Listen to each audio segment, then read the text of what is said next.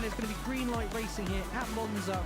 Here goes Noah. We're going to try and go wheel to wheel with the leader, Vic, once again, back on the top step.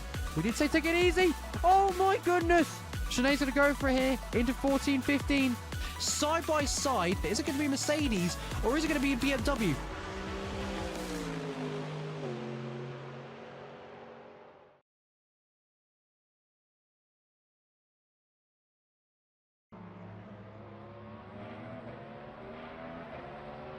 Hello and welcome, race fans. It'd be better if I put on the right one, eh?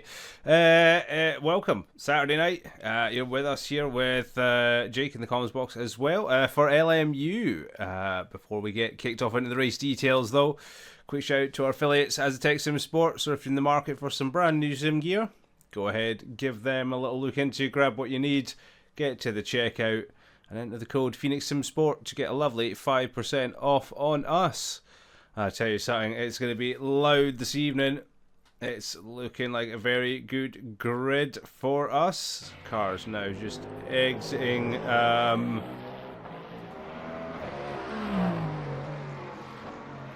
exiting practice at this point. Hey, Kevin. Ready to be cursed this evening? How are we doing? We do have Jake in the comms box with us as well. How are we doing, Jake? Yeah, good, thanks. Should be good evening. We've got a pretty decent grid. And should be pretty decent in the rain, in the dark, and some good action going.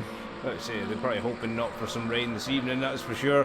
Yeah, running in the dark here in Interlagos, which should be real fun. What are we going to make of this one anyway? Results-wise, what have we... oh. Hello, Ben.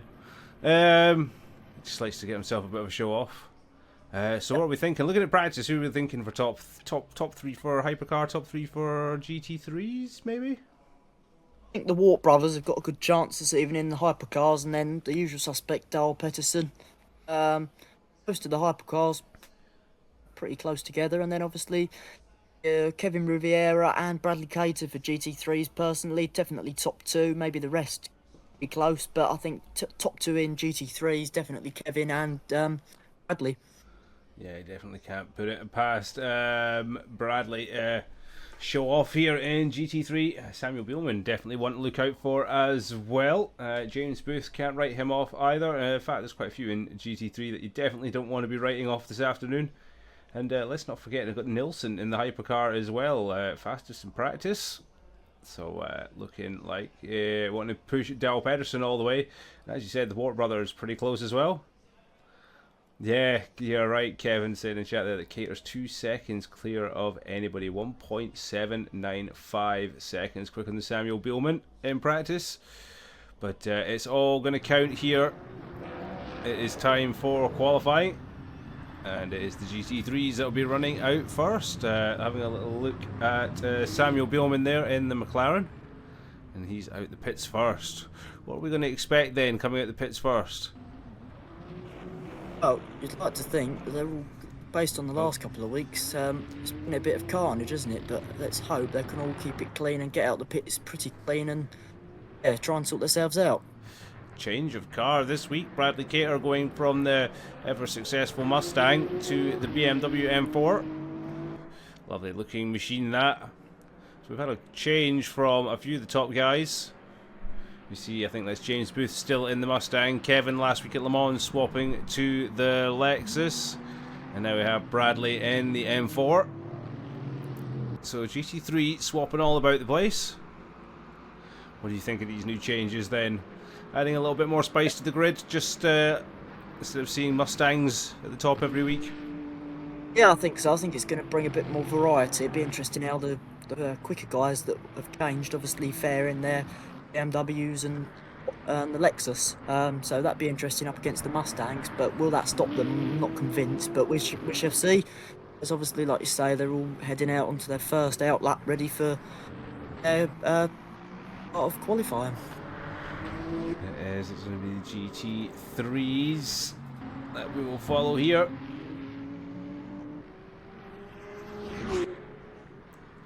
And yeah, let's see who's going to throw down the gauntlet. First to go will be Bradley in the M4. Through the Brazilian darkness he goes. to start his first flying lap. Still trying to get heat into those tyres. I was just going to say, even though he's still going to start his flying lap, he's already still weaving the tyres, so he wants to get as much temperature, doesn't he, as he comes across the line now. Still got a couple of GT3s in the pits. Have they got qualifying bans, or are they just late coming out? We have Leo and Indricio in the pits. Let me have a little look to see if there's anything penalty-wise. Because I know before we've had some penalty and qualifying bans, haven't we? And we've not necessarily known about them until quite far into qualifying. So it'd just be interesting to see whether qualifying bans for both Indricio and Leo this evening. So the Papaya Pineapple, the McLaren not leaving the pits. Indricio, I believe, in the BMW also not leaving the pits.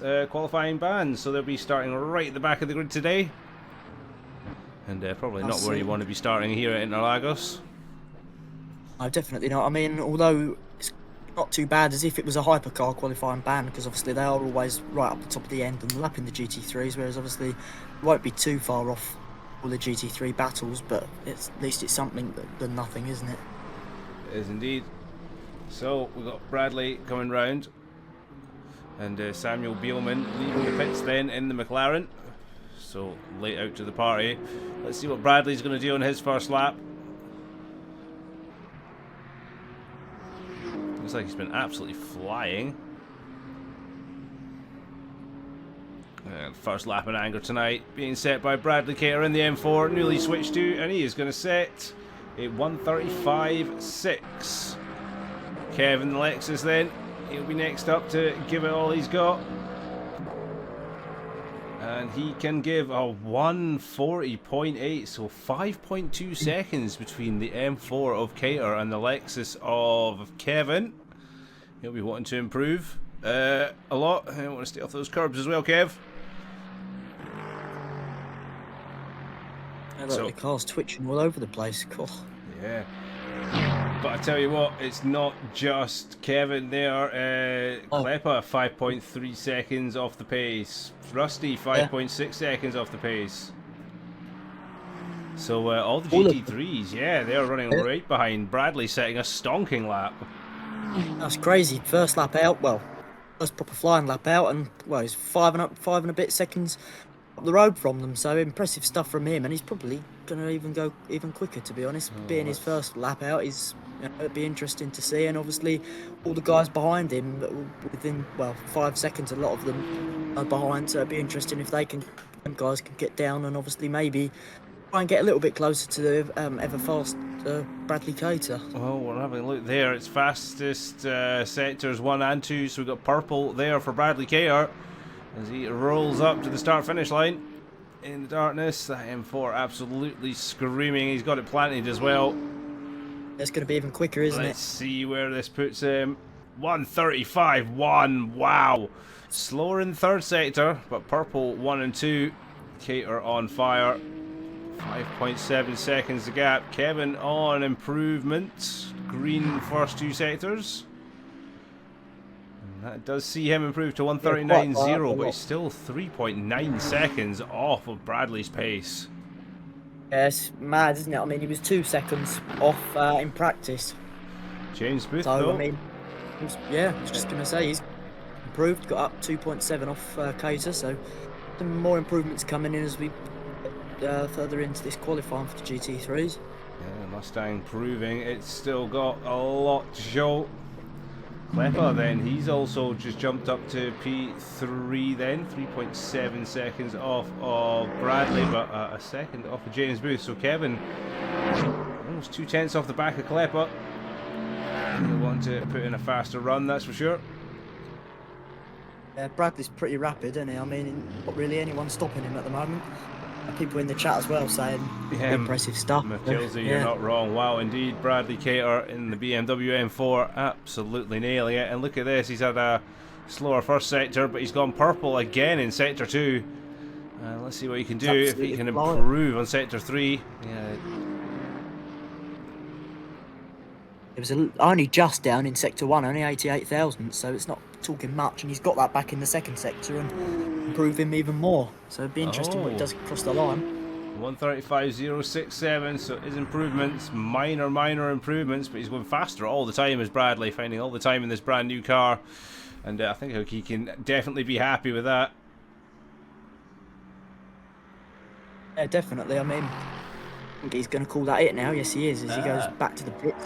Booth and Cater are work buddies. That explains why they're so they work together so well, as Booth goes P2 with a 1:37.424, so he's still 2.3 seconds off of Bradley's time.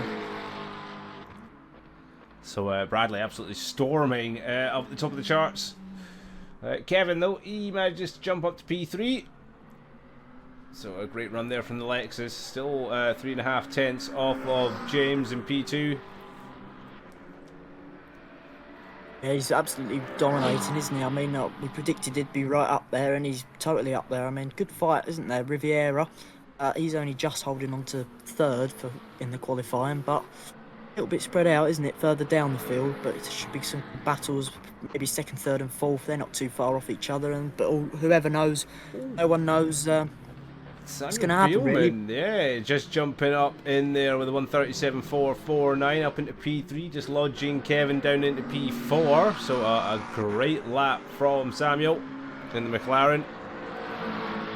And, Ab's in the chat. He is in the chat. Getting ready for the upper cars in a minute. Obviously, good luck to him this evening. Hopefully, he can get going a decent run tonight. And yeah. It's going to be all or nothing for these guys. Qualifying almost coming to an end. A minute and a half left to go for the GT3s. And they have to start pulling themselves back into the pits. So can anyone improve? Bradley Cater still holding provisional pole position back in the pits to the 1:35.067. Kevin is jumped up to P2. Great lap in the Lexus, 1:37.0. So puts himself within 2 seconds of Bradley.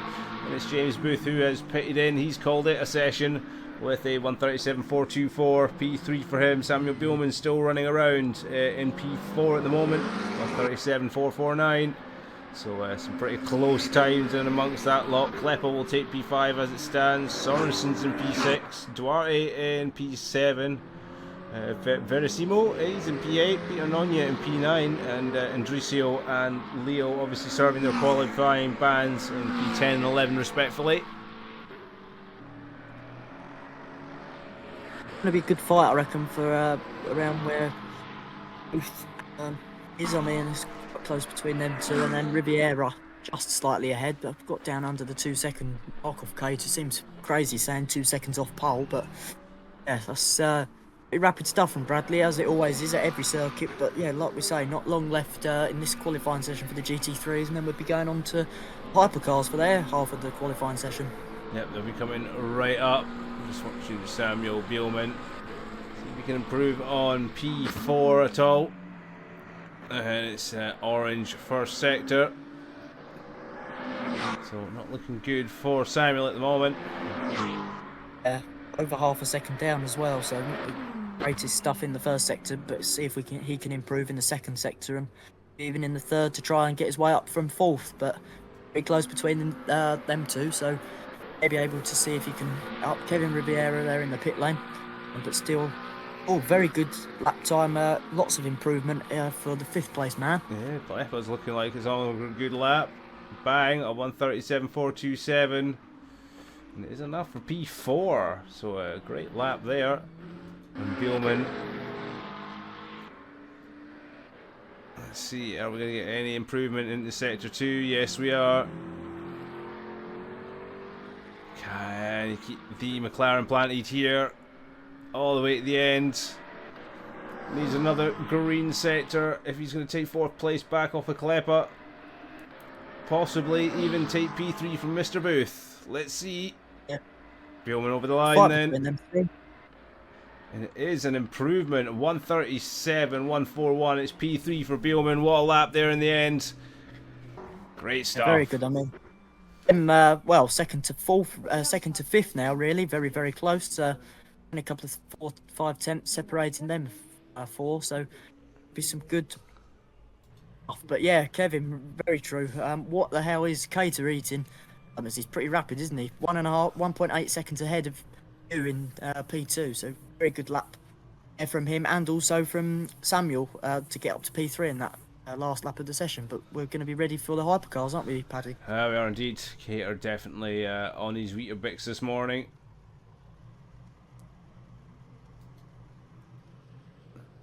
Let's see, the hypercars are just they're just chilling. They've still got a few minutes before they're going to be let loose. 3 minutes to go until they're allowed out on track. Dal Pedersen in the Toyota. He's going to be a menace today, I think. Yeah, definitely. He's gonna. Well, we've seen him pretty much dominate most of the circuits, haven't we, over the last couple of weeks? But also we're missing Shinzo, which is a bit of a surprise, but because he's sometimes a challenge. Very nice livery there for. This is Nilsson. That's Nilsson at the moment. Aye, running a very nice livery. A couple of minutes then until we get these out of the pit lane and ready to go, and then they're about 10 or so minutes ready for their qualifying. There we go. Everything is back to normal. Oh no, it's not, because we're not done with qualifying yet. Silly me, getting ahead of the game. Just getting all ready for the race. Yeah. We definitely are for the GT3s. That'd be a good battle. Oh, Kevin in the chat. Yeah, light rain for the hypercars. That could be very interesting. There's Must things up a little bit, I reckon. For some strange reasons in a Porsche. That's going to be a very fast Porsche today. Most people are here nicely. I think Mav has left and came back, which is unfortunately meant he's now driving in a Porsche up until race starts. But yeah, let's see if light rain is going to make a difference. 1 minute 20 seconds till the hypercars are let loose around the dark and what could be getting very damp Interlagos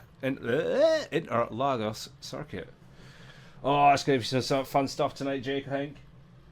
Yeah, definitely. I mean, it looks very good battles in the GT3s, but I think this is going to make it very interesting. If we do get some light rain, certainly going to throw some things in the mix. I mean, I was saying at the start how dark it looks, and it must be very tricky going around in these with not many lights really at the front. Yeah, I think if they can try and get through this, or even get one lap in before the rain comes, but as Kevin's saying, there could be some light rain, or there is maybe some light rain.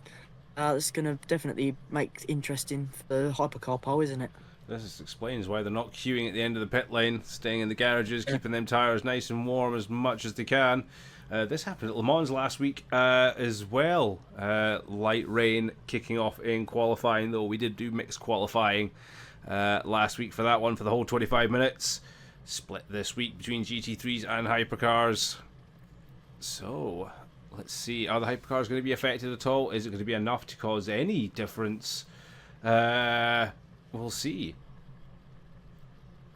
It's going to be interesting. Oh, can we get an Imola with this temperature plus rain?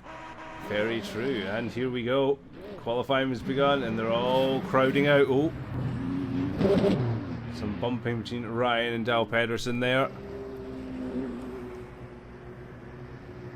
Squirreling their way out of the pits, trying to get out there. Didn't want to wait in the queue, so they're all just going to fight down the pit lane and try and get ahead. Who are we going to have right at the front going out first?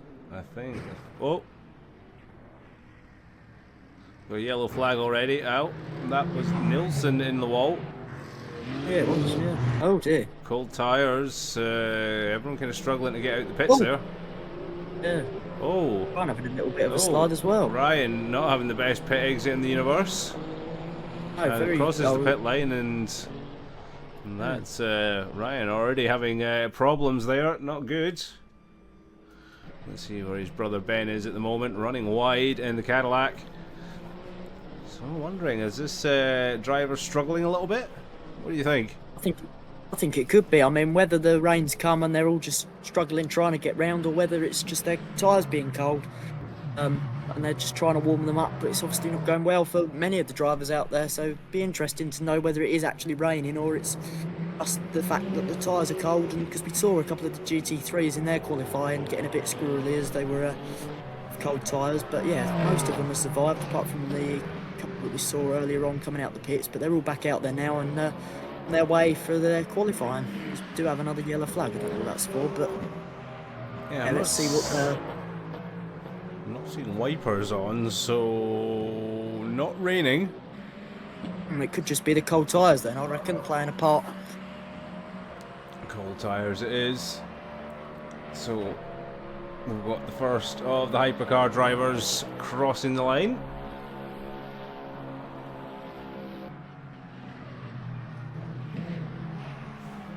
Interesting, we'll see what these can do, because they've only got 8 minutes, haven't they? So see who can, whether Darl Pettersson's going to be the absolute dominator like he has all the rest of the weeks and go ahead and that pole position, or whether someone's going to try and challenge him. Be interesting to see.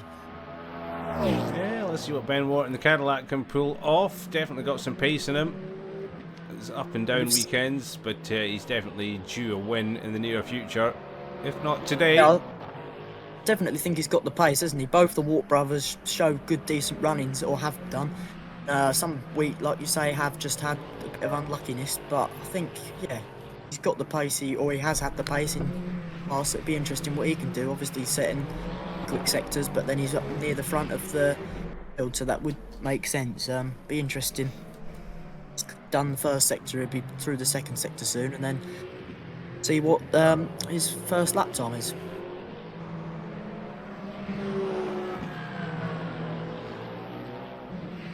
All of them still in the pits for third Laria in whether he's got a qualifying ban, or I think he did come out, so I don't know whether he's some issues there or back in the pits. You're right for Larea. So let's see where we're going. Benito Louis setting a 125.797. Dal Pedersen with a 130.336, so well off the pace there. Ben Wart, there you go, 127.851. So an absolutely rapid lap from Benito. Very Myers, quick, 128.3. So yeah, that's a very good first lap. Rapid time from Benito. What's his brother going to do? Yeah, Ryan. Nothing spectacular. Mav quicker than Ryan in the second sector. Ryan quicker than Mav in the first sector. And Mav's struggling a bit, isn't he? I think with the pace we were saying in practice, how it's a little bit off the pace, but see if he can get up there and quicker and quicker. We've seen in other series, haven't we, where people have started off slow and by the end of the evening they're 3 or 4 seconds quicker a lap and more further up the field. Yeah, Dal Pedersen definitely going to be one of those drivers wanting to make his way back up the field to green sectors. Nothing lighting the timing boards up at all. P8 right now. Really? Yeah. So That wasn't bad from Mav to go to P4, only 2.2 off pole, so 127 something, which too bad. let's see how long this lasts for him. Dal Pedersen then.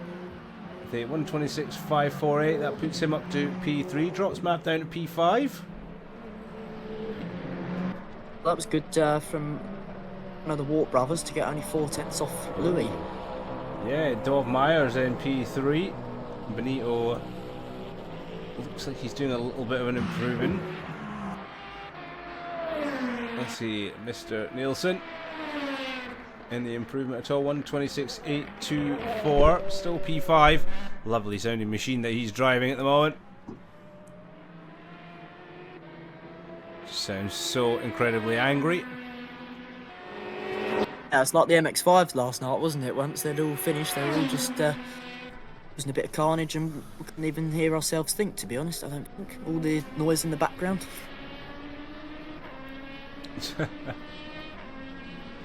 James shouting at folk to get on the grid. Yep, that's right. Season 15 is coming up, so definitely get on the grid for season 15. Yeah, it's not many more weeks until they can. I mean, we have obviously a couple more rounds after this, and then maybe 1 or 2 week break. So we're talking about a month's time, probably 3 weeks time, to be able to get on the grid. And I'm guessing the entries on the sim grid will soon be open. Yeah, it will be soon. We'll be back on track for season 15 in just over a month, I believe it is. So we've still got season 14 to round off. 2 more events after this one. So a third last event, Interlagos. And it's going to be exciting stuff. Let's see if Nielsen can make any improvement then. It's green and green. 4 have got within a second of Louis, so Paul Pettersson's still improving down to 0.9. 125.656, so that puts low Nielsen into P3. Great lap there. Yeah, it's very close actually. I was underestimating it, to be honest. A lot of them are closer in pace, definitely top 5 within a second. Does me quite a bit actually. Dal Pedersen then improving through the first sector. What can he do in sector 2? Currently sat in P6, so not where he would want to be. He did say last week that not a big fan of Interlagos. Down in the middle sector, so what can Kenneth do here all the way up the hill? Can we get any improvement at all? Sitting in P6 in a track he's not too happy with. Away down in the second sector actually. Yeah, we do get a purple third sector though from Kenneth, but it is only a 1:26.032. There's no improvement. And Very, very quick lap from Louis. That's pulled the gap very, very far out. almost a second between Louis and Ben now. Let's see if Ben's going to make any improvements at all.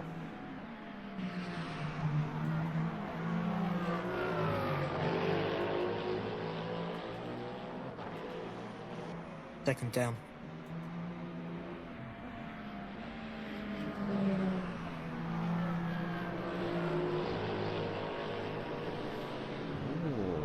Nielsen jumped up to Nielsen P2. up to P2, yeah. Great time there, 1:25.523. 8/10 off. Benito absolutely flying.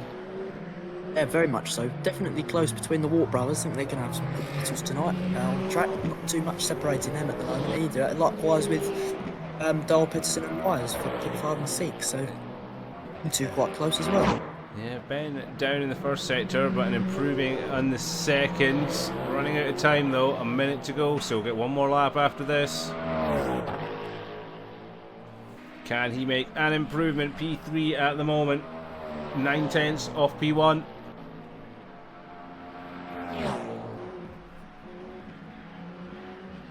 It is a 1:25.339.7, 6.5 tenths off of Benito, but it's enough to put him P2 for now. Let's see where Nielsen is on track. Nielsen, no improvement through sectors 1 and 2. Will get another lap in, so no improvement for Nielsen. But one more lap in the tank. There is Dale Pedersen. He is improving sector 1, yep. Only just though, not well, nearly 3/10, but 3/10 is better than nothing.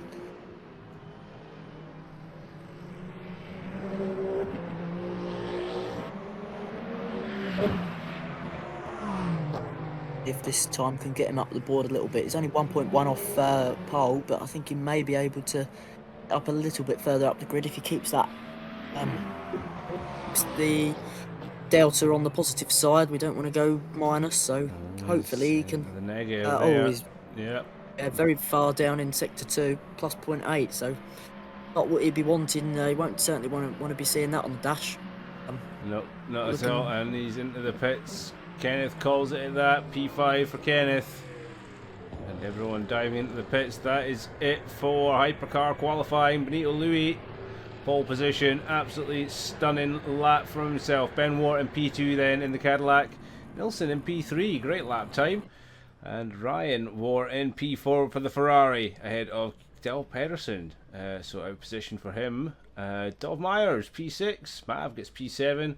And Alex Larea P8 and brings up the rear of hypercars. So we got ourselves quite the spicy grid after that qualifying session. We're getting a lovely view of the inside of a tent. A bit of a strange view. I don't really know. They ran over my camera. Send the bill to somebody. But yeah, Should be a good race. GT3 is looking spicy as ever. Bradley Cater then with a 1:35.067, and it was 1.831 seconds quicker than Kevin Rivera in P2, Samuel Beelman in P3, and it's James Booth in the Mustang for P4. Kleber takes P5, Versimo is P6, Rusty Sorensen will take P7, Mateus Duarte will take P8, Peter Nonya is P9, Andresio with his quali ban P10, and Leo at the rear of the field with his quali ban as well in P11. Well, let's see how this rolls out. Just waiting on a race to get started. I think this is going to be an interesting one. We've got some quite tight battles in both of the classes this evening, so it should be quite good. Well, just got to wait Not now. long to go then. Hopefully There we go. not. It's popping up, ready to start.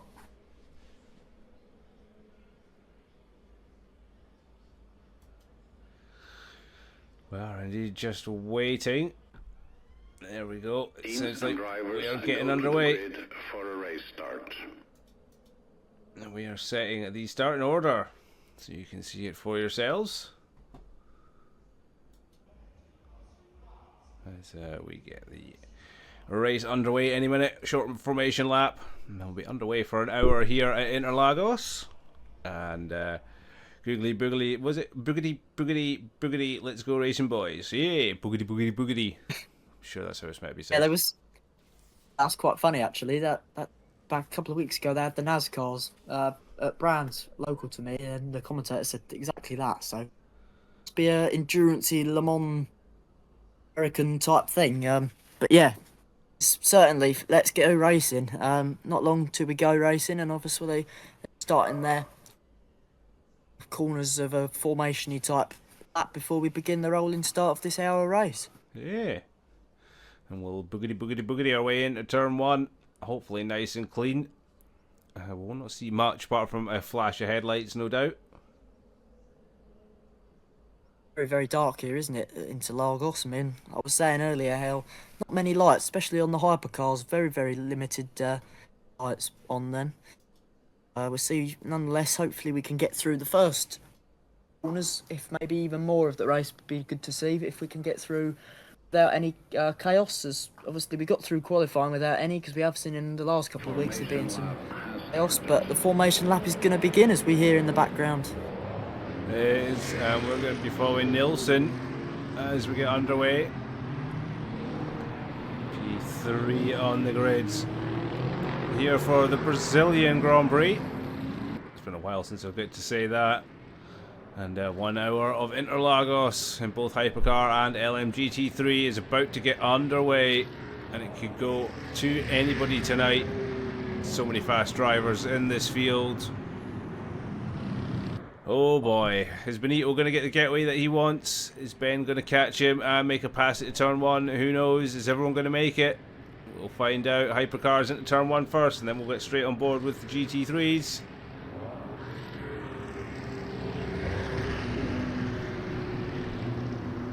Not long to go, here we go, get ready for it. Now we're underway here at Lagos. Green flag. And we are off. Who has responded best out of the two leaders? It looks like Benito's got the lead. Ryan's having a little sniff up the back of his brother there. But, oh, that's one of the hypercars getting a bit bumped up the back. Let's have a little look to see what's going on in GT3. Everyone getting around kind of nice. A bit of bumping behind between Rusty and Leo. Most everyone's got away pretty cleanly, so it's a good start. And we like to see a clean start, especially in the longer races, you know.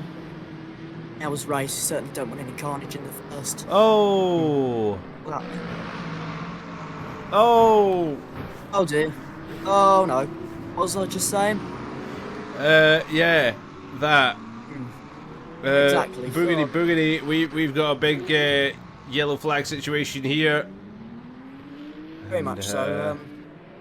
done the first curse of the evening, there'll probably be more to come. That was probably one of the best curses that we could have offered. A big one there in LMGT3, right down at the back. Yeah, I think that included Leo and Verissimo, unfortunately, because they are way down the order. So not a good start for them, really. No, it's neither for Peter Nonya or Kleppa either.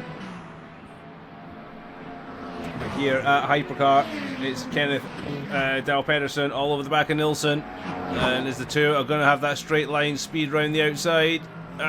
Is he going to do it? Thinks better of it, backs right off. Yeah. They don't want to risk anything, do they? So early on in the race, like we was just saying. I mean, they've still got a very long way to go. They're not risking anything, although the gaps are very close at the moment because they're also off the start. But you know, he's still trying to challenge, isn't he? At some point, I think.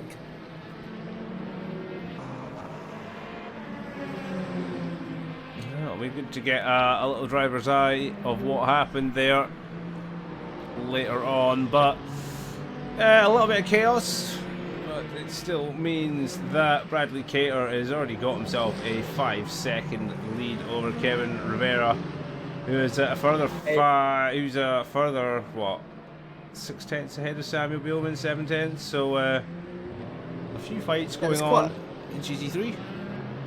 Yeah, a couple of good battles, isn't there? Some second, third, fourth, not too far between each other. We did see quite a qualifying between them guys, but yeah, Bradley Cater absolutely storming ahead already. No messing about. 3 minutes, just under 3 minutes into the race, and he's already trying to pull that gap, nearly 5.5 seconds now. So yeah, certainly not messing around.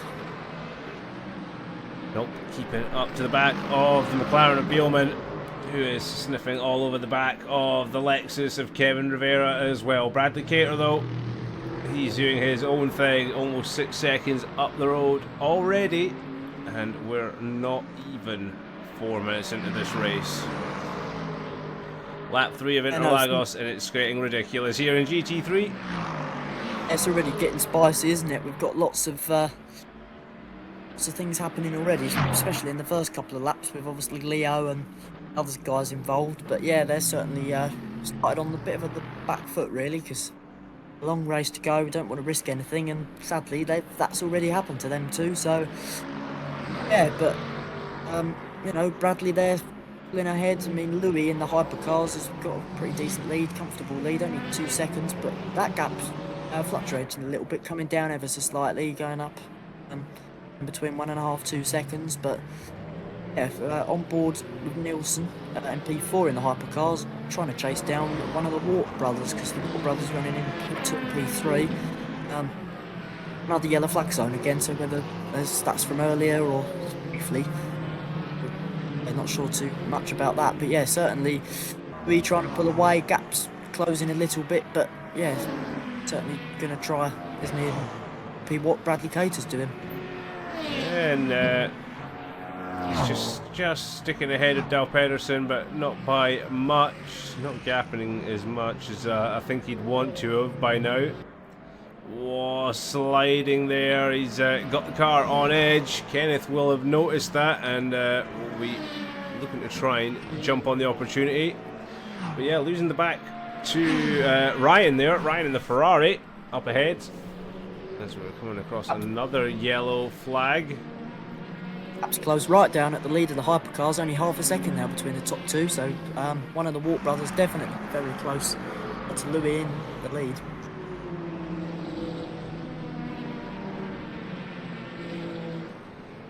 We're coming up to some traffic up here.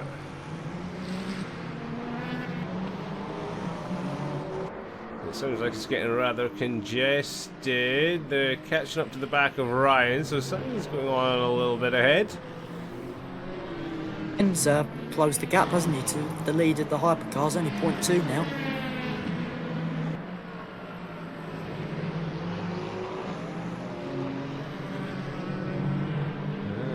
Benito is not pulling on Ben in the slightest, but Ben is pulling on Ryan. Ryan's going to slowly come under pressure here from Nilsson, I think. He's gapping Dal Pedersen a little bit. He's pulled a little bit away, hasn't he, after a little bit of a slide a couple of was go on the last lap. That Ferrari is hellish fast in a straight line. It's pretty rapid. That good choice for a long straight track. Quite a few utter bits here at Interlagos, but some good straights for him to get the power down and try and get a little bit more out the car. But yeah, Louis has gone down to second now, so and has got past leading the hypercars. Yeah, Cadillac gets past the Toyota. Off into the lead. Can Ben take advantage of this and stretch his legs? But we've seen how fast Louis was in qualifying. Maybe he's just waiting for the fuel to burn off a little bit in that car before he pounces. But we'll just have to see Ben then, ever the opportunist, up into P1. He's not messing around, is he? He wants to get ahead and try and stay ahead. Bradley, very impressive, 11 seconds nearly off and ahead of Kevin Riviera in P2, so a battle for P3 between a couple of guys in the GT3s, but up in the hypercars definitely pulling and staying ahead and trying to keep ahead of Benito. There's Ben giving us the flash as he crosses the line in the lead. Hello, Ben. Louis is on your tail, though. So don't celebrate too early, buddy. Catching up to what will be Bradley in the M4, I believe. Let's have a little check. Oh no, Bradley's this is a different M4. Bradley's actually coming near to the end of the lap, so he's miles ahead in that case. Yeah, he's still quite ahead, isn't he? I mean, he did have a very clean start and he's pretty rapid, so he's still got quite a bit of a gap, but it must be like, the GT, maybe in 5th, he's in a BMW, it could be. I believe it is, maybe. Surely he's got to get a bit lonely up there. Currently gapping out 11.7 seconds to his teammate Kevin in the Lexus. So, yeah, must be getting a bit lonely out there, Bradley, but keep on up. Absolutely dominating. A 137.267, quickest of them all. Mind you, he's not overly quicker. Samuel Bielman set a 137.347 and a 137.307 set by James Booth. And crikey, there goes Indricio with a 136.777. So yeah, not much Indricio absolutely flying right now. Yeah, definitely. I mean, he had some good lap times in the qualifying session to get himself up there. So yeah, it could be interesting when pit time comes, and maybe get some interesting battles if people are on similar lap times. Well, Indricio is one of the ones that had a qualifying ban, if I remember rightly.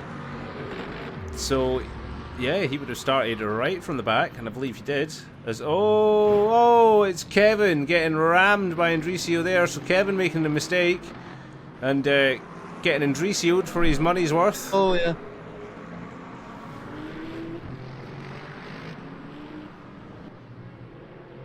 So Kevin making a mistake in the Lexus. Now he's got to make up all that work again. Indricio absolutely flying though in the BMW. I said fastest by he's what? No, he's not. 135, 142. What am I talking about? Bradley absolutely dominating. A 136.7 though. So Indricio is up there, second fastest time, and by 0.6 of a second. Yeah, he's absolutely dominating, isn't he? Yeah, he's got pace in the BMW, is Indricio. Yeah, definitely. He's been decent. And there's a couple of changes further up the GT3. Lemon just got past Booth, so took the P2 off him.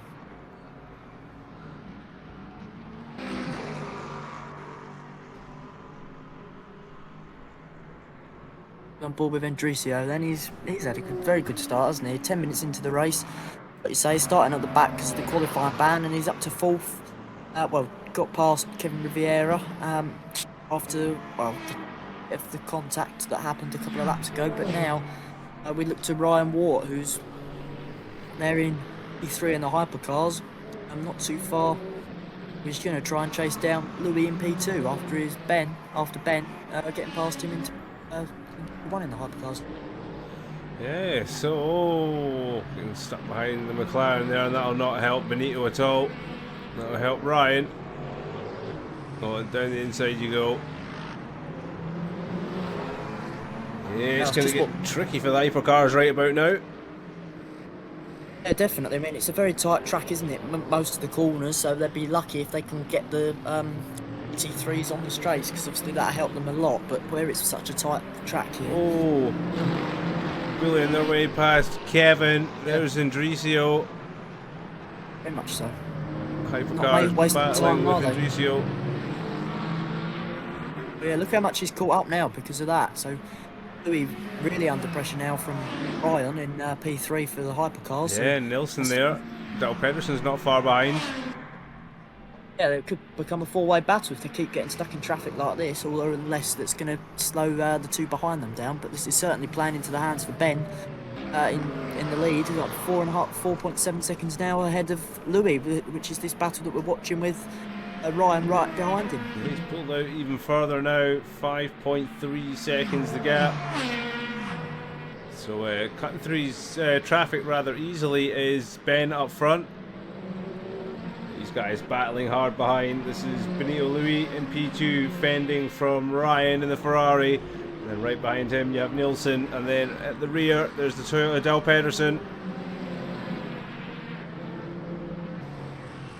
Booth in the GT3s is coming under a little bit of pressure from the P3 man, maybe going to try and make a challenge.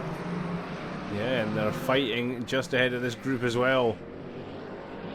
Yeah, so it's going to be interesting when these guys come up to lap them, because obviously they're fighting, but also are these, whereas it's the faster cars' job with the blue flags to try and get past safely with the other guys, but not the slower guys, because the GT3s are quick anyway, but them guys that are battling as well, they've got to get past safely, haven't they? Yeah, Ryan getting held up ever so slightly by the McLaren on the Apex, nothing he could do about that. It was James Booth in the Mustang, and Nilsson's all over the back of Ryan now. Dal Pedersen's caught up to the back, and this is where it all starts to kick off.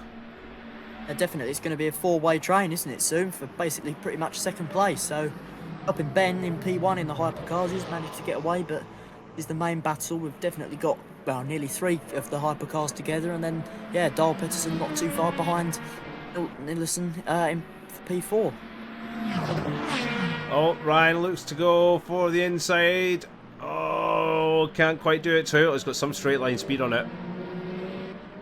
Yeah, it's also like the Ferrari we were saying earlier. The Ferraris have got a pretty good pace as well, and helping to get a bit closer as well. With them two challenging each other and trying to past each other, that's only helping the two behind, especially Dal Pedersen, to close up onto them three. It's just what he wants, isn't it? Where he didn't have the greatest of qualifying sessions. Certainly playing into his hands to try and catch up in the hypercars. Yeah, and look at that, Nilsson all over the back of Ryan right now. Dal Pedersen equally in kind right behind Nilsson. What, Ferrari just lacking the grip coming out of there. A nice line for him. Who is going to have the run to start finish straight, throwing each other into the slipstream all the way up the hill. Looks like a good exit there from Ryan.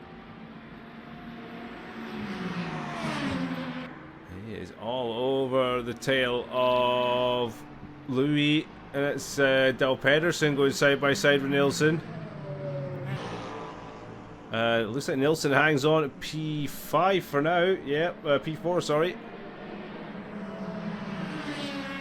And Ryan does get past Louis up into P2, so it's the War Brothers 1 and 2.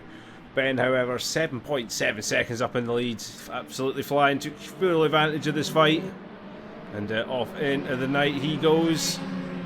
Ryan then will look to try and gap Louis, with the battle behind still very much ongoing, and it's Dal Pedersen looking to try and creep up the inside of Nilsson. This is the battle for P4. Dal Pedersen says there's definitely a Toyota size gap there. Nilsson thinks, yeah, well, I've got definitely a car size one on the return. They're still side by side.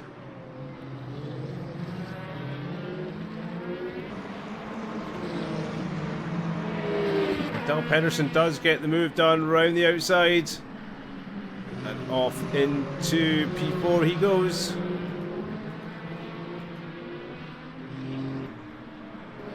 That was a good move from him, wasn't it? Sorry. Oh no, you're all good. But yeah, it was a good move from him to get up to P4. Some epic battling going on in the hypercars. We're kind of almost neglected the GT3s at the moment. Is there any major battles going on there? Not really.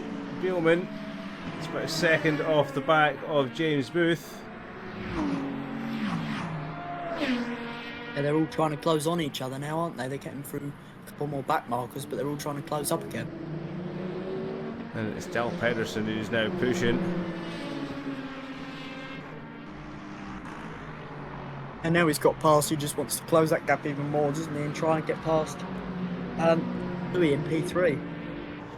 Del Pedersen's got the pace. Louis struggling here after what is that? 17 minutes of running. But Del Pedersen under pressure from Nilsson as well. Oh, contact between the two of them. That was hard contact. Yeah, very much so. Del Pedersen not happy in the slightest. Yeah. Finding himself in the wars, does Kenneth yet again, and flashing in anger at Nilsson. He did actually held it very well, in all fairness to him, so I will give him that. Despite who was in the wrong there, he held it very, very well. Yeah, we can definitely see who Pedersen thinks is in the wrong. Flashing very wildly. I want that place back, he is screaming. Nilsson not one for giving it up. Better line through as Del Pedersen. And the battle resumes between the two of them. And they're now battling as if nothing happened. Look at that. They're all just going to try. Very, very last swiping. Yeah, wow.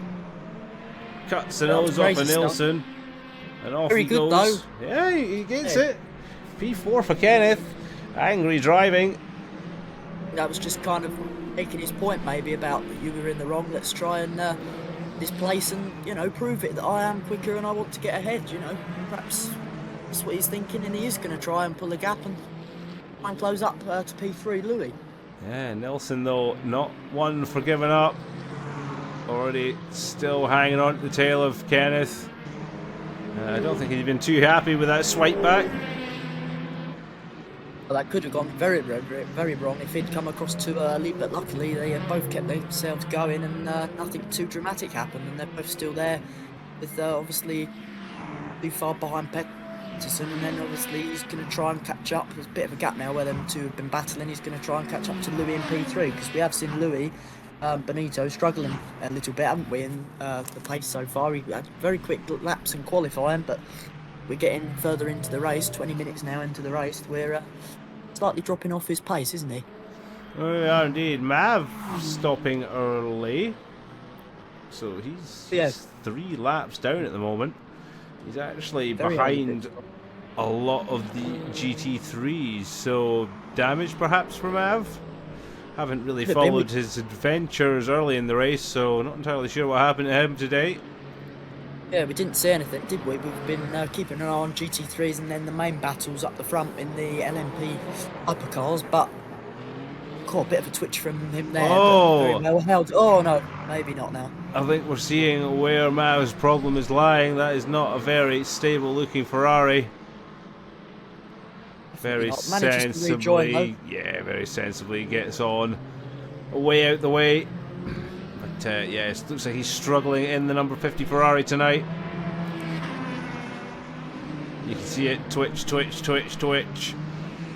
It's pretty much every corner, isn't it? It looks very, very unstable. It's probably not, good to say, it's probably not Mav's last spin of the evening. It's looked not the happiest of Ferraris there, the hypercar, but he's trying to pick his way through and more of the GT3s, trying to make up the lost ground of what he's lost. Just like we say, maybe he pitted for damage, or whatever he's done, he's pitted and back out, and obviously he's trying to make his way back up the field. He's getting laps at the moment, is Mav.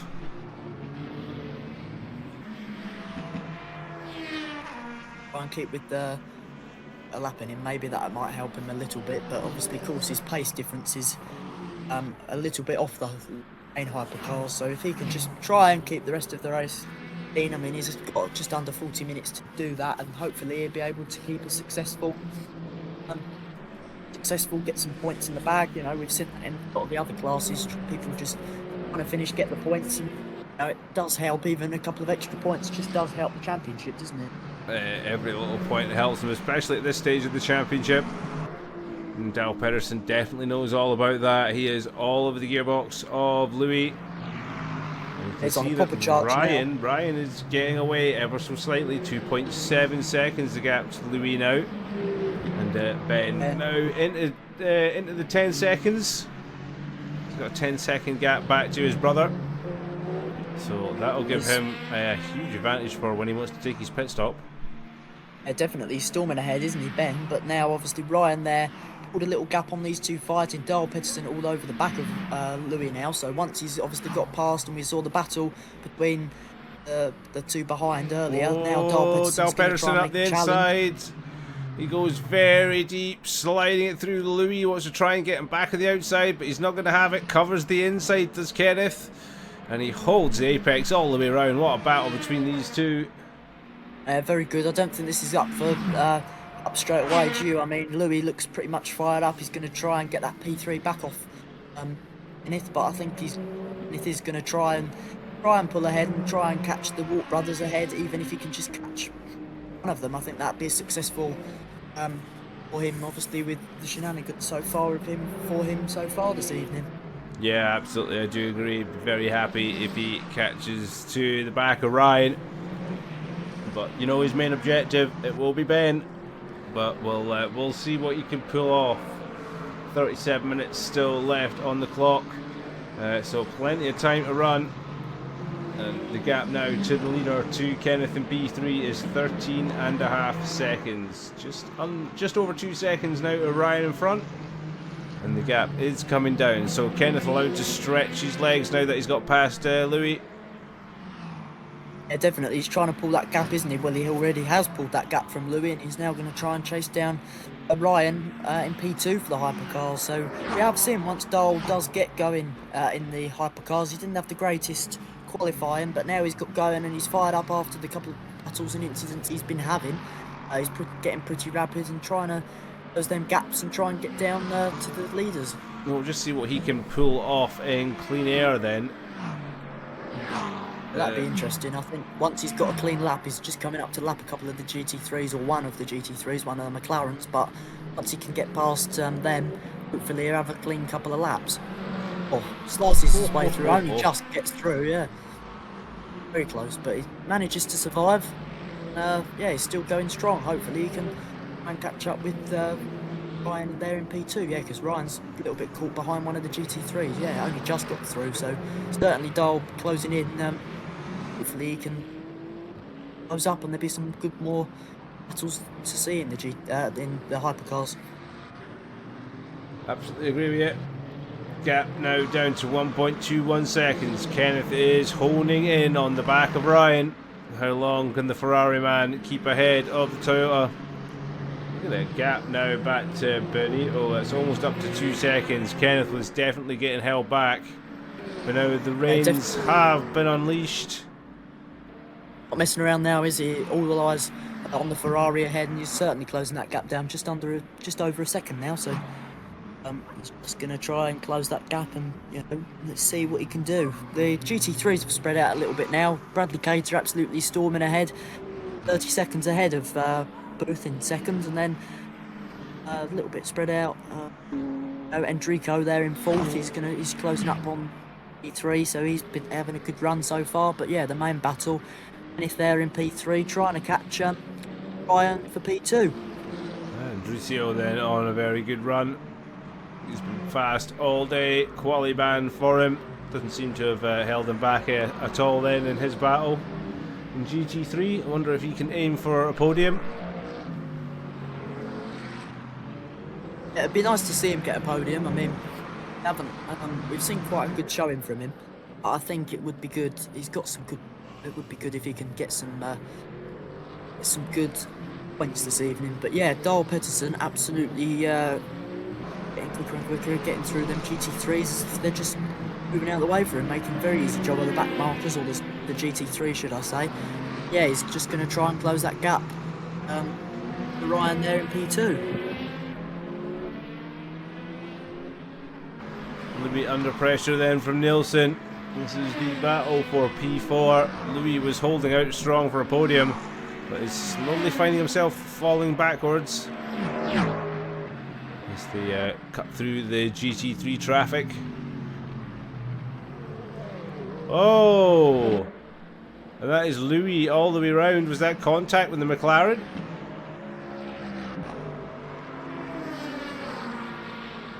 Interesting stuff there.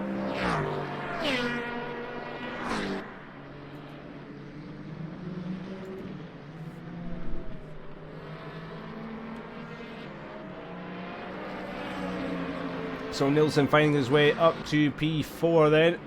He'll be happy with that. No further battles going on in Hyperclass right now. Field spread is pretty big. Alex Larea is retired, so is Verissimo and Duarte. So 3 retirements, 2 from LMP GT3 and 1 from Hypercar. Not LMGT3, sorry. Mav just going around doing his thing.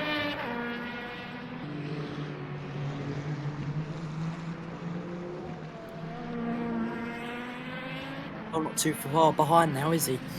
Still trying to close that gap. He really is.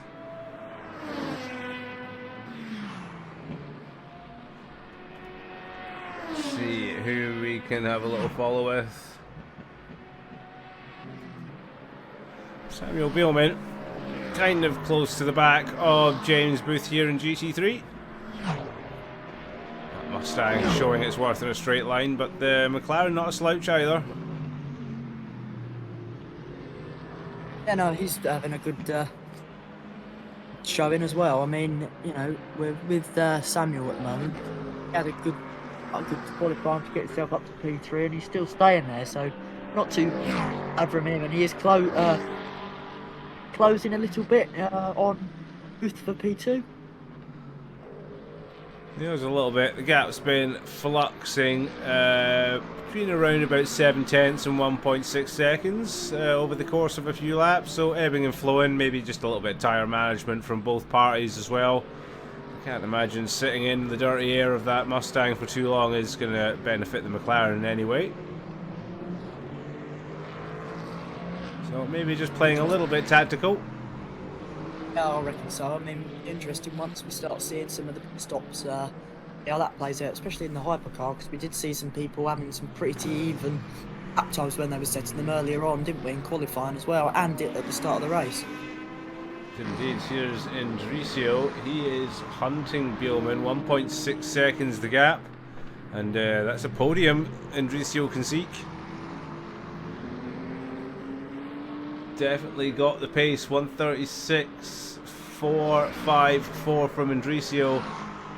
And the likes of Beelman in front. 137.347 and a 137.299 from James Booth. So, well, Indricio's around about 8/10 quicker than these guys on a lap when he's on one.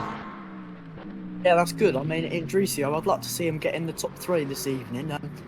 He's had a pretty run so far this evening, and he's made his way up the order, especially because he had the qualifying bad, didn't he, in the GT3. So if he can close up on them two, which he's certainly doing. Started off right at the back of the field with Indricio, and he's on one indeed, looking for podiums, and P3 is just in reach, and P2 not too far ahead. Yeah, exactly. Good to see that everyone's still running as well up until now. I mean, that's just jinxed it, hasn't it? We've had 3 retirements so far. Yeah, two from GT3 and 1 from Hypercar. Yeah, it's not going as bad as I thought. I mean, we have had in the past quite a few, haven't we, retire? But, you know, Darrell Peterson maybe dropping a little back from Ryan. But still, I think he's just going to bide his time now because he does know he's still got half the race to go and obviously pit stops. Yep, absolutely agree with you there. And they've just got to race sensible, haven't they? And yeah, definitely. I mean, they've got through half the race, haven't they, with minimal of some in the GT3s, but minimal contact. Apart from the odd things in the hypercars, most of them have got through it, and they've just got, you know, half an hour, just under half an hour, and they've got to just try and keep their noses clean, like you say, get to the pit stops, and then after that it's just pretty much all carnage again, trying to get them last couple of positions in the last 10-15 minutes. Talking of pit stops, there is Andricio jumping in for his. And that's perfect timing from Andricio. Yeah, Sure. Yeah, look, 28.5 minutes to go. Oh, no windows. We do not want to do searching.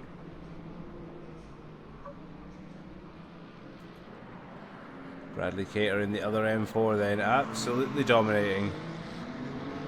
it's mad, isn't it, to be honest? 36 seconds nearly ahead of Ruth in P2, so yeah, pretty good stuff from him. I mean, he's always dominated, he does dominate. I'd like to see someone actually try and challenge him, because that would be pretty impressive if we could get a couple more on pace with him, as well as even just a couple more on the grid, no matter their ability. Even drivers watching at home, if they'd like to get on the grid, season 15 will be starting in about a month's time, so entries will be open on the sim grid. A few weeks, I'll imagine. Yeah, if you like what you're seeing on the Twitch channel this evening, then yeah, if you've got the equipment, then try and get yourself on. Definitely, I would highly encourage that, and I do believe if this pans out, Cater is going to be a lap ahead of Andricio. He is. So we'll be coming out the pits any second will be Andricio, and it is Cater already a lap ahead. It's a rather impressive stuff.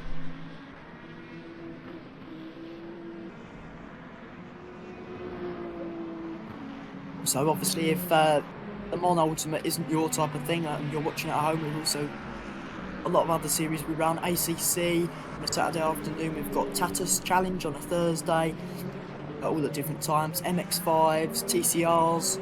I've probably missed something there, but we've got a wide variety, as you can see. Rear-wheel drive, GTs, front-wheel drive thick machines, and obviously they'll all be running season 15, as I say, in about a month's time. So yeah, if you like what you're seeing, get yourself on the entry list in a couple of weeks' time, and yeah, but as we do see Bradley Cater absolutely dominating. I mean, I was just gone past him, but yeah, that's certainly not stopping him. Nearly to the region of, it's going to be 40 seconds soon, like we say, pretty much a lap ahead. It's going to be of some of the other guys in the GT3s. Yep. Bradley Cater absolutely dominating GT3 right now, and Hypercar is going the same way. Ben is absolutely walking away with this one, 20 seconds off in the lead. Then Del Pedersen has taken P2. Ryan did pit that lap, so Ryan boxing early. Del Pedersen inheriting P2, and Lowe and Nilsson, who we're on board with, right behind him in P3.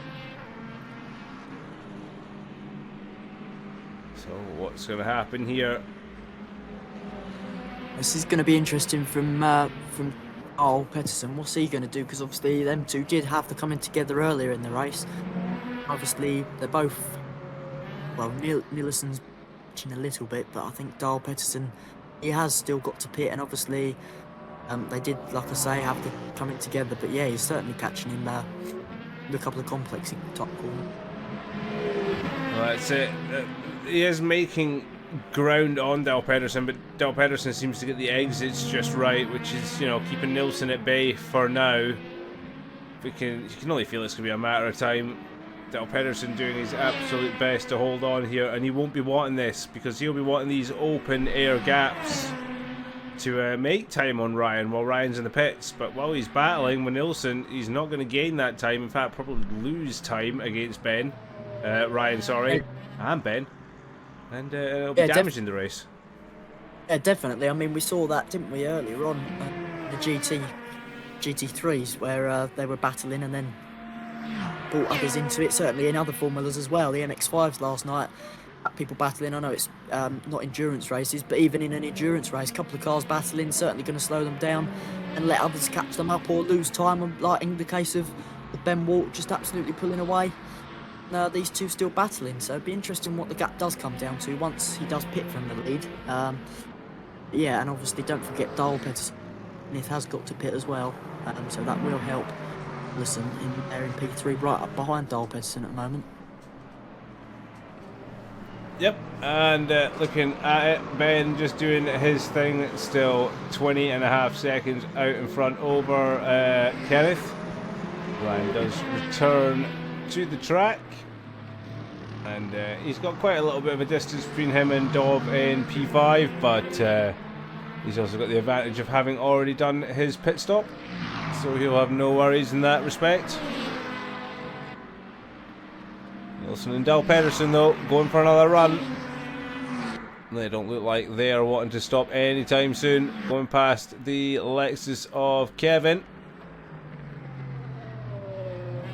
That is holding Nielsen up. Not the place you want to be catching a GT3. And, definitely not. That certainly hinders his chances, isn't it, at the moment of trying to get past Kenneth. But yeah, certainly very much holding him up.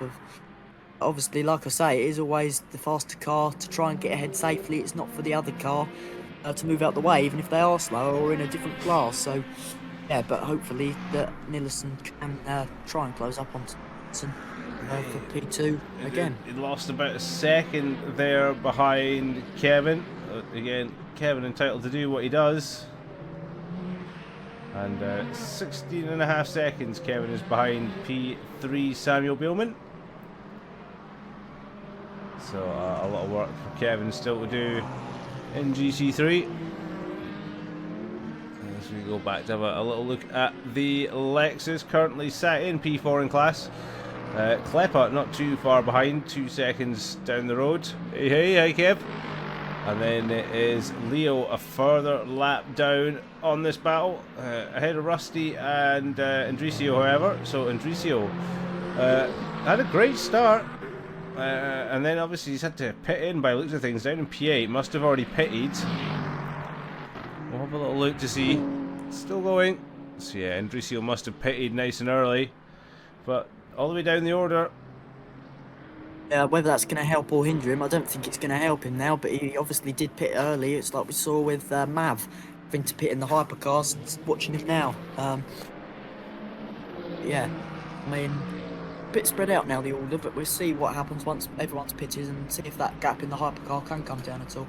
Yeah, because it's Ben is kind of coming out the pits now. You want to let's see where he ends up. In case of traffic, should come out quite a bit of his brother, ahead of his brother Ryan even. Gap now currently sat at like 26 seconds, such a narrow pit exit.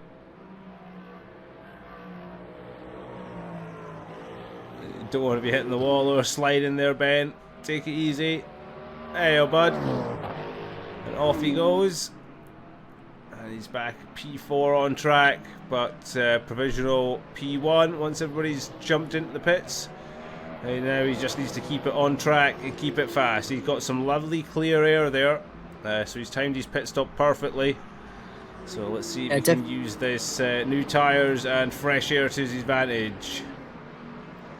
Yeah, definitely. I think that's what he wanted, didn't he? He wanted some fresh air, for new tyres, and yeah, it certainly played into his hands. Like you say, once them three ahead of him have pitted, that will help him to come out in the lead and probably go back to where he was in BP1 again. So yeah, good stuff from Ben, and he timed that perfectly. But yeah, now we're with Nielsen in P2 with Dal Pedersen just ahead of him, only 0.4 separating them. Now this is for the lead provisionally, technically in hypercar, but obviously this isn't the actual proper outright lead once pit stops have happened. Cool. Nielsen just getting up the inside of that slower GT3 to stay with Dal Pedersen, so he's absolutely committed to this, isn't he? Right on the back of him, as he's going to try and make a challenge, but thinks better of it and risks nothing and sticks behind him for now. Yeah, these two have been at it for a good few laps now, nose to tail, and exactly what Ben will have wanted. Is it another GT3 battle? That could either be the BMW of Andricio or Cater. One of the two, both of them kind of running solo at the moment, but again not working in Nielsen's favour, the traffic. And Dal Pedersen again will scoot off ahead with just under, well, 19 minutes left to go already, Jake. We're almost there, and this is getting pretty exciting here.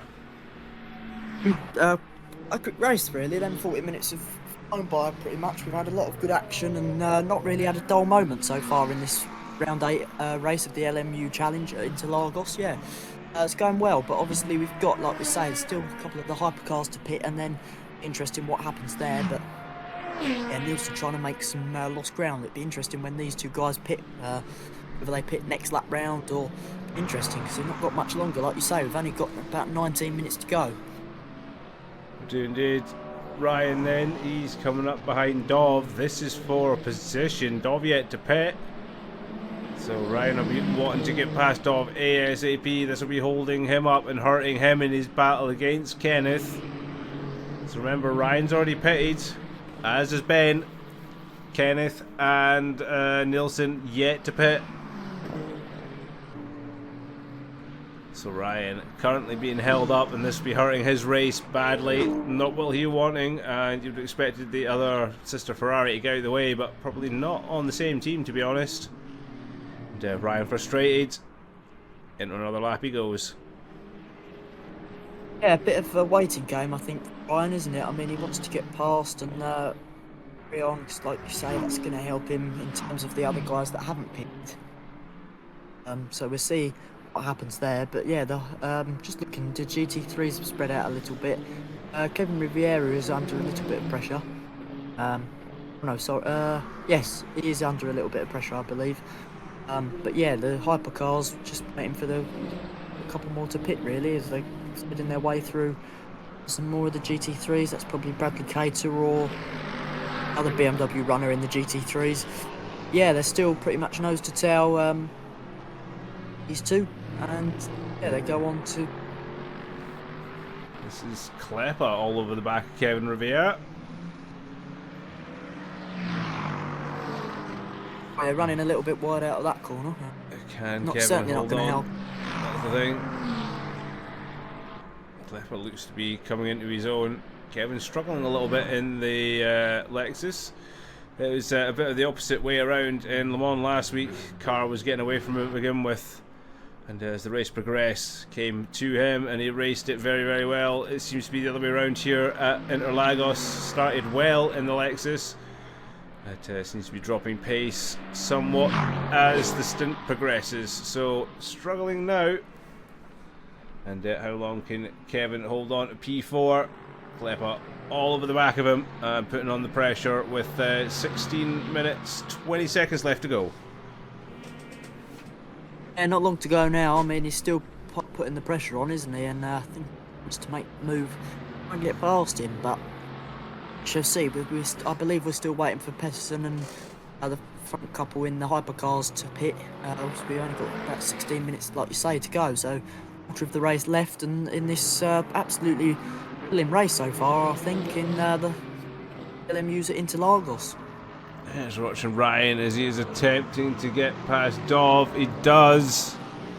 And Ryan there finally getting P5 back. I wonder how much time he has lost behind the slower Ferrari on those new tyres. And that may jeopardise his run against Dal Pedersen and Nielsen when they come out the pits. Will he still technically be in P2 on the road? We'll just have to see. Dal Pedersen and Nielsen, as you said, yet to pit. Same with Louis, yet to pit. Bielman is in the pits. And let's see, Kevin going, and Klepper in the pits. So, Klepper in the pits. Bielman, where's he going to come out about? Should be in some clean air by the looks of things. Andresio back up to P7 in class as well. But he's still storming ahead in the GT3s, isn't he? Nearly 50 seconds. Yeah. He's doing his own thing. Yeah.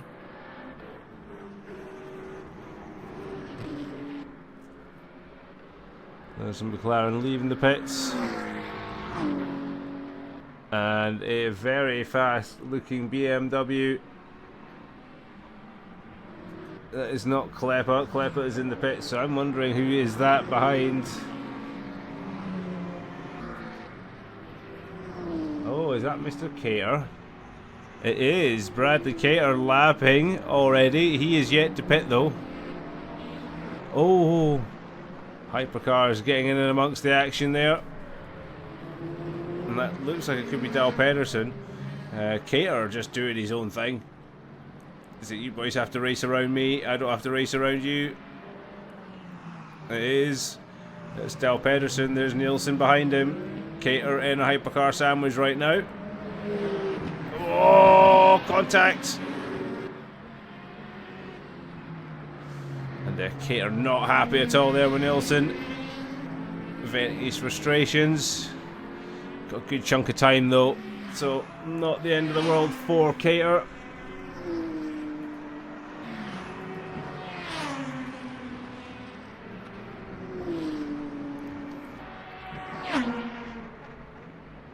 We're waiting for the front two in hypercars to pit, aren't we? Long to go. Still waiting. Aye. Gap has opened up between Dal Pedersen and Nielsen. It's up to about 2.6 seconds now.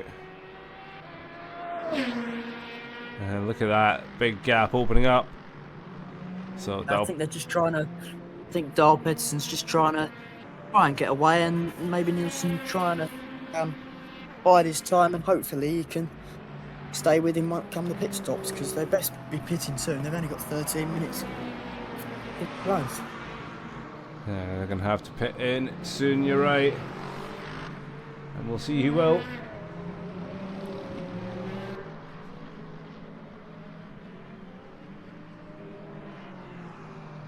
Well, they've still got quite a lot of energy boost, haven't they? I mean, Nielsen may be backing off a little bit because he hasn't got 15%. Yeah, past leaders, obviously you've got Dal Pedersen there in the hypercar, leading only by 3 seconds, but that probably won't be the lead to come. Pit stops, as they've still got to pit them top three, and then they're absolutely dominating the 31 BMW of Bradley Cater there, 50 seconds ahead of who's there in P2, and then Riviera in the Lexus in P3. Yep. Such a gap that has been made. We're going to go on board with Ben, see how he's getting on, cutting through traffic quite nicely, I think. Again, he's just setting fast lap times right now. He'll be hoping the others will be pitting in very soon. And he'll see how much his hard work has paid off on those new tyres. And having quite a lot of fresh air. Cater into the pit lane. Oh, Bradley into the pits. He'll come out massively ahead of anyone else. Yeah, that's going to be crazy margins, isn't it? Once he comes out again, like you say, it's going to be a massive gap. Because this is James Booth just coming through now. That's him coming through the last corners, and yeah, Bradley's already coming out of the pits. Oh yeah, amazing, isn't it? That's just, he's timed pretty much everything to perfection, really. Look at the speed that he is flying out there at. He's got so much control of that car. Oh, it's amazing, isn't it? I mean, the setup's nailed. He's certainly, as a driver, he's pretty much nailed it, and it's just amazing to see, really, that you've got some. It's a bit like the MX-5. You've got some absolute stormers in them as well as in this. Big names missing, like we mentioned, but no one has really gone to challenge Bradley Cater so far this season, and I don't think they're going to in the last couple of rounds, as they've only got just 10 minutes of this race to go. So yeah, into the last 10 minutes of the race, which is pretty impressive, really. And we've still got, obviously, a couple of the guys in the hypercars at the front had to do their pit stop. I have indeed. They're running it out long. As Leo has came in for his stop. Sees him sitting P8 in class. Is a little kiss for the barrier on the exit.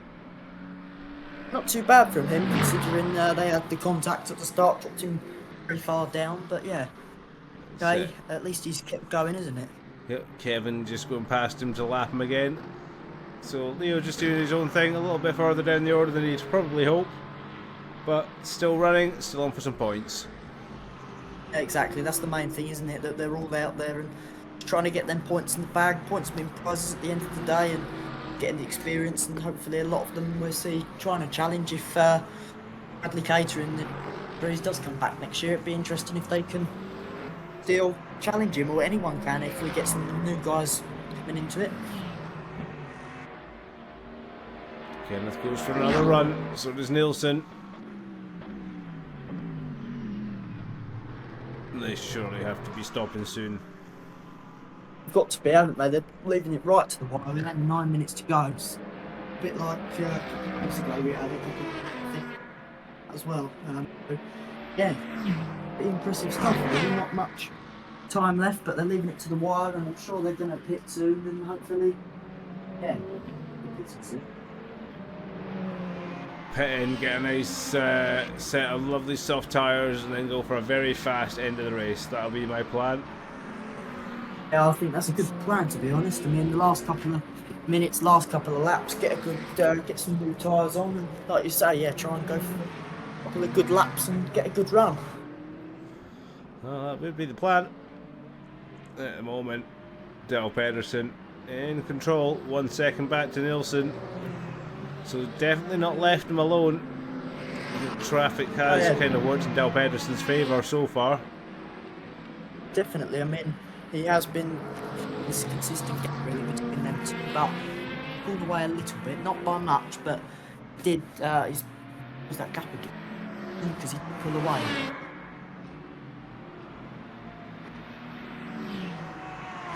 He pulls a little bit on the straight, doesn't he?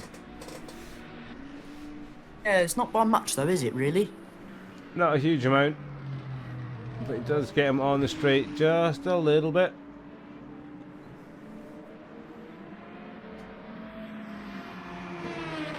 Again, neither car pitting. 7:25 to go.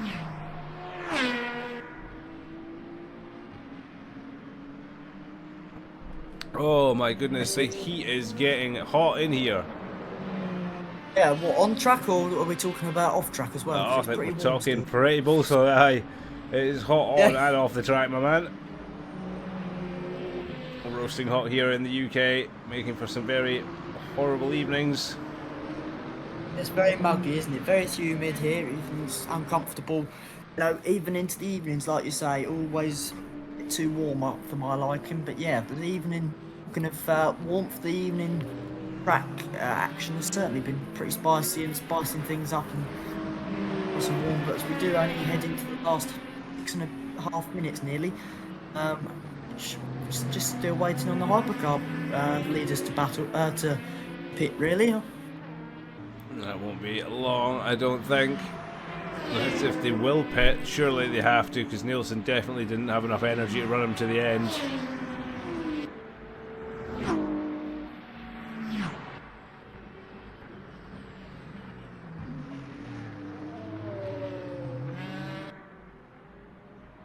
Yeah, I think Nielsen was maybe slowing him off a little bit because obviously he did put much of the energy boost left, or he didn't when we saw the graphic come up a little while ago. So yeah, but he's bringing that gap down again just under a second now. Yeah, they really must think about coming into the pit lane. Yep, sitting there and battling the BMW M4, losing more time to Kenneth there. So not what Nielsen would have wanted. Where are we for energy remaining? Yeah, there's definitely not an awful lot left in Nielsen's car. Yeah, no, it was down to for a no stop. Well, that's what I'm thinking. I mean, Nielsen 5% is really playing it tight, isn't he? I mean, 14% for Del Pedersen, and then he's got the most at the moment. So briefly, the graphic disappears. But yeah, so this is going to be interesting if they do play that out. I don't think that's what the Wart brothers were probably expecting. Yeah, a no stop was definitely not on the cards here today. Well, not from what I heard in the paddock whispers anyway, but you know, some of the drivers like to hold their cards very close to their chests. Nielsen into the pits then. We say it, and he dives in with only 4 minutes 46 on the clock to go. So it's up to Del Pedersen. What can he do? That'll put him quite ahead. Is Louis going for another run? Big question. Where's Ben going to come out in terms of Nielsen? This is going to be interesting. It's probably going to be pretty close for the last couple of minutes, isn't it? As this this gone against Ben? Has he lost all that time? Surely not.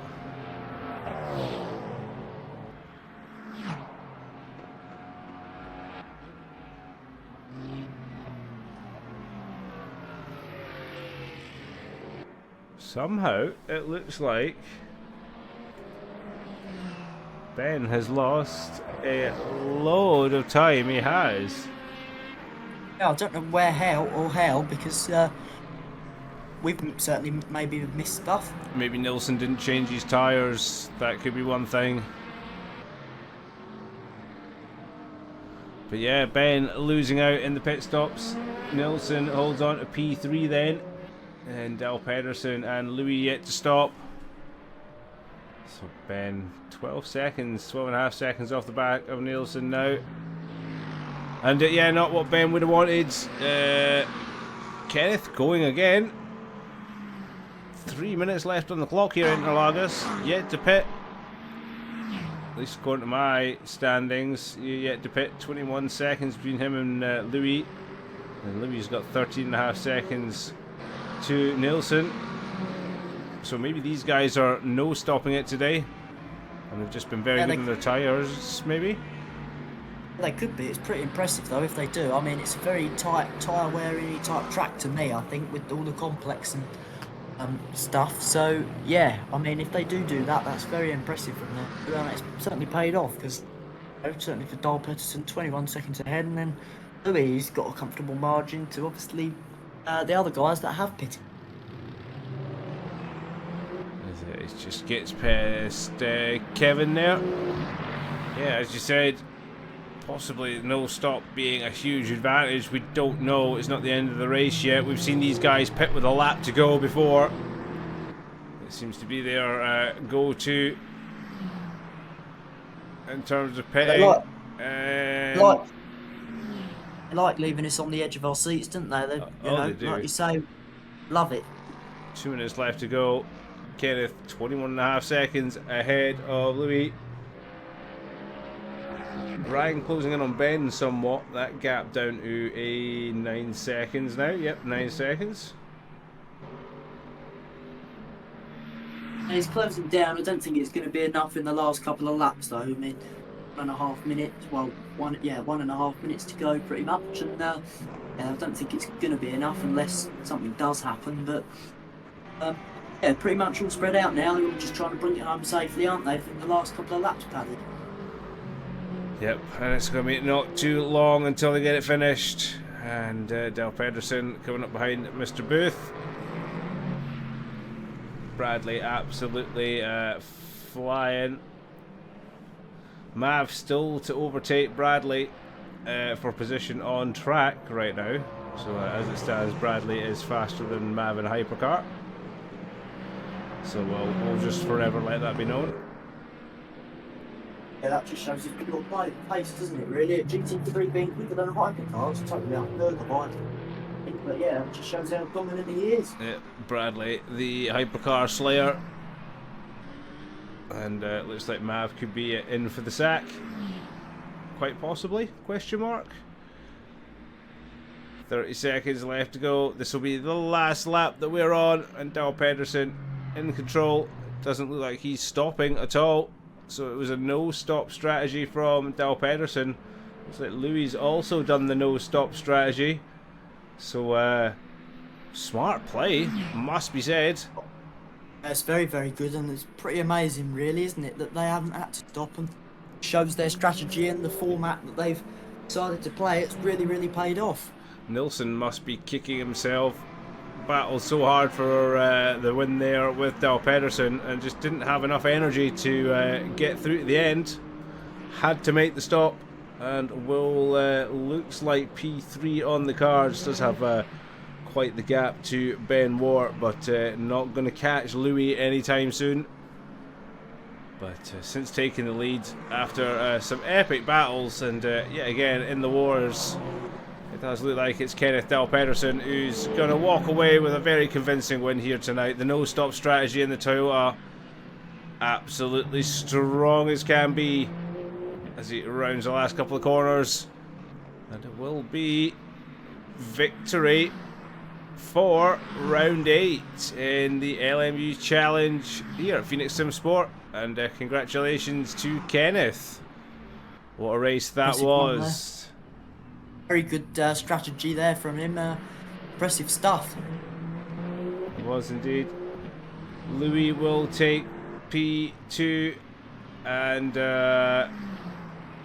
Nielsen will take P3. We're going to have a on board though with our GC3 leader. It is Bradley dominating, absolutely dominating, 57 seconds ahead of his nearest rival, James Booth. And yep, every right to celebrate, Mr. Cater. That was an absolutely storming run in the M4. What a switch of cars, hasn't slowed him down in the slightest. That's your round 8 winner, ladies and gents. Pretty much a masterclass there from Bradley Cater there in the LM GT3s. Pretty much speechless for him. He's done a dominated drive and he's pretty much a minute ahead. Yeah, 61 seconds. So stuff from him, very, very good. Unstoppable force as per usual is Bradley, and you never would have thought. He is one of the controller players, so trolling all the wheel guys out there. Some absolutely epic running. So James will take P2, Samuel P3, Rivera P4, Andresio P5, Klepa in P6, Leo takes 7th, Rusty in 8th, Peter Nonya in 9th, Mateus Duarte was a DNF, and so was Verissimo. Alex Larea also a DNF in Hypercar. So, wow, what an absolute event that was. As per usual, everyone kicking off right at the end. Yeah, definitely. I better shoot now, but that's been pretty mega stuff, really, from all the drivers out there. Hats off to Bradley Cater, dominating win. Yeah, a lot of them, well, Dial Pedersen, very good strategy, but all of them out there, great. It's been good good evening commentating with you again, Paddy, but I better shoot, and yeah, looking forward to the next one next week. Aye, let yourself get away. Thanks very much for joining me this evening, Jake. Great one indeed. Yeah. And we'll see you. Yeah, certainly. And we'll catch you again next week. Let's see if anyone's wanting to join me up in the comms box then, up to the end. Kev, you and your broken car. You've not quite gelled with that Lexus yet, mate, have you? Let's see. Is anyone going to join good old me in the comms box? Aha, we have a couple. And we'll move them all up. Moving on up. There's one. There is another. Oh, they're all want to come talk now. Started off with none, now we've got everybody. Right. Ah, well, I'm sweating just watching that one. I can only imagine what you guys are feeling after an hour of Interlagos.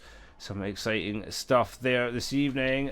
Some folks out of position and some folk trying different strategies that seem to have paid off. We'll get started then into the GT3s, and Leo, you had yourself quite an eventful event, so not too bad qualifying, and then you kind of went a little bit down in the race. You want to explain what happened to you?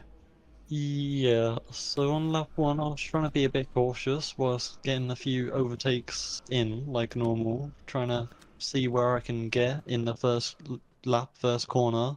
Managed to make it 3 wide with some people, and turn 3 or 4 I had a bit of an incident. I couldn't really do much, tried avoiding it, but yeah, it came out worse with red front wing damage or something. Oh dear. And yeah, just painful, but managed to stick it out with damage throughout the whole race. But yeah, great racing other than that. Yeah, we could have done the strategy a bit different maybe. See it out longer to the end, but yeah, that's all we could have done really. Oh well, you did all you could, and you made it to the end, so a bunch of points on the board. So you can't complain at that, that's for sure. How was the fuel like in the McLaren? Were you fine for the race? Did you have any issues at all? Any fear? I had a slight fear that the fuel could have maybe gone down to 10% or a bit lower, like 5 or 8% maybe, but we did 50%, which too much, but yeah. it is what it is.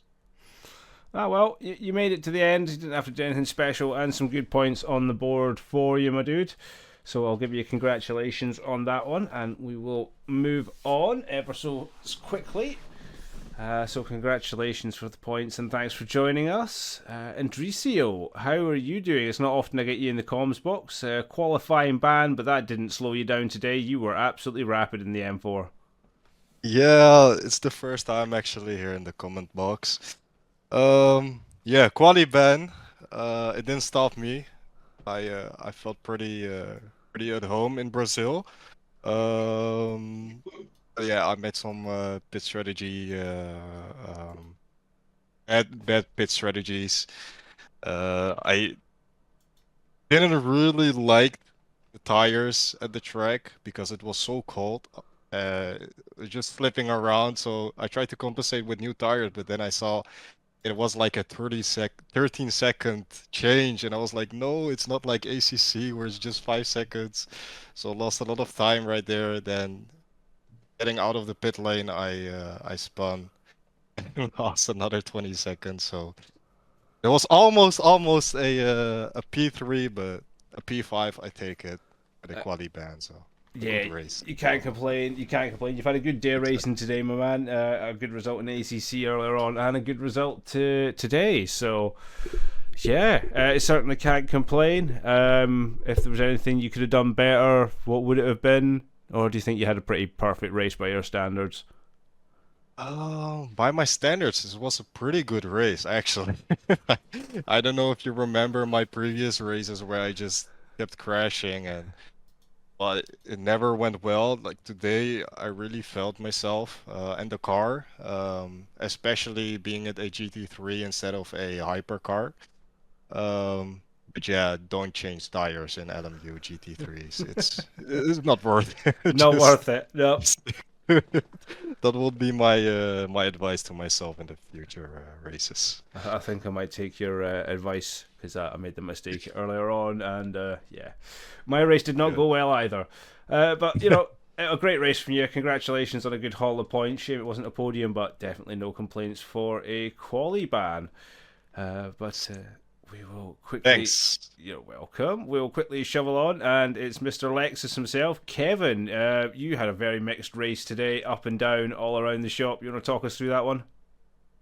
Man, it was an eventful race, to be honest. I was quicker than I was expecting, to be honest, especially in qualifying. I wasn't expecting to start second, but I don't know where that came from. But during the race, I think it was around lap 6, I don't know what happened, to be honest. The car just snapped all of a sudden when I was turning, and I went straight into the wall.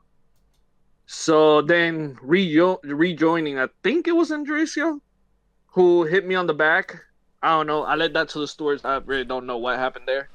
But then I had wing and splitter damage. So I'm like, I was thinking of pitting, but then I'm like, well, I gotta save I think it was 3 or 4 laps. I'm not really sure.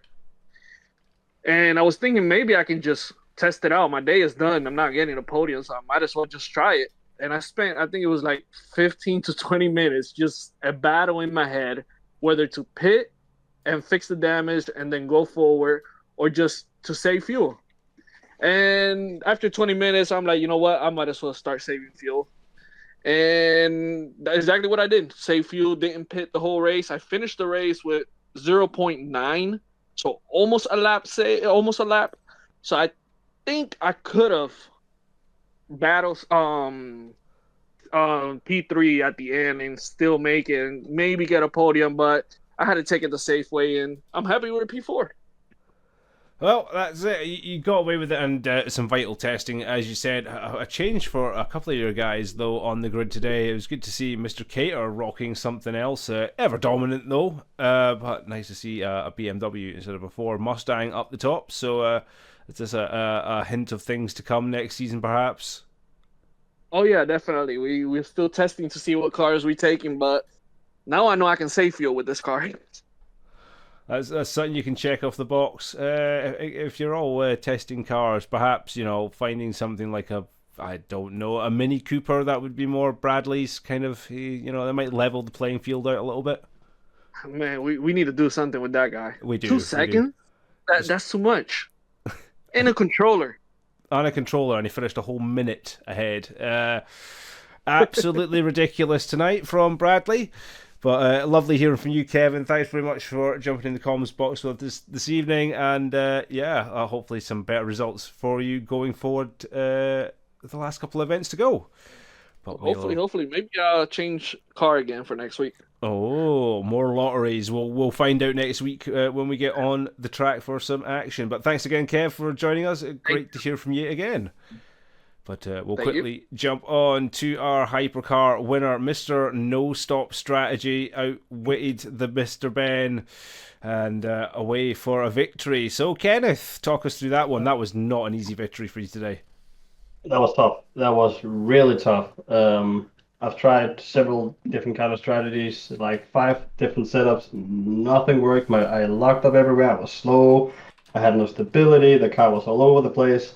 So I knew tonight I wouldn't be on pace. So I had to think out of the box.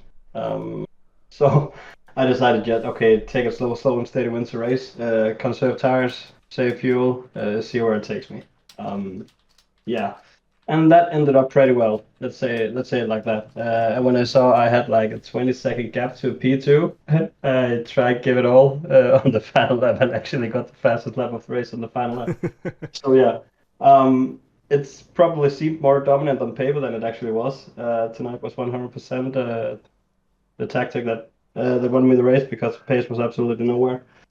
But I did I did the job today, and hopefully it takes me a step closer to the championship. Oh, fingers crossed for you. You have to get all that calculated up.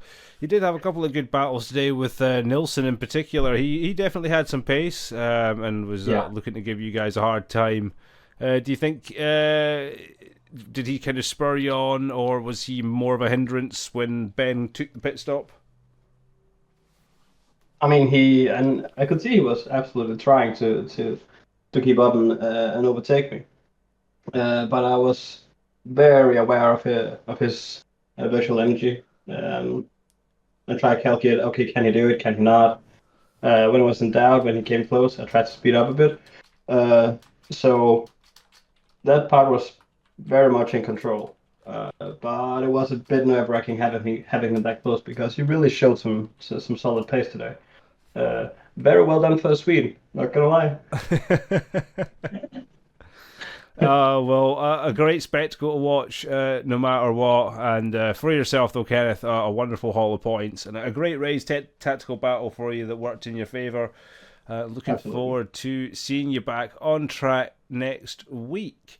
But we're going to call it a night there, folks. We'll be back tomorrow for the Formula Alpha on Asetek Corsa, so definitely jump on board with us for that one.